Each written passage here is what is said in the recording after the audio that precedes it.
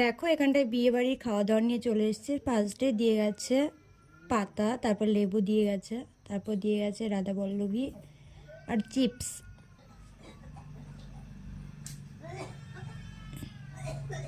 তারপর দিয়ে গেছে চানা মশলা। চানা মশলাটা দিয়ে খেয়ে নিলাম, খুবই টেস্টি ছিল। তারপরে পাতে পড়ে গেল গরম গরম সাদা ভাত, সঙ্গে ছিল হচ্ছে ভেজ ডাল। তো ভেজ ডাল লেবু চিপে একটু খেয়ে নিলাম। ভেজ ডালটা দারুণ হয়েছিল, সঙ্গে একটু চিপসও দিয়ে নিলাম। তো খেয়ে নিলাম, দারুণ, সত্যি খুব সুন্দর হয়েছিল রান্নাগুলো।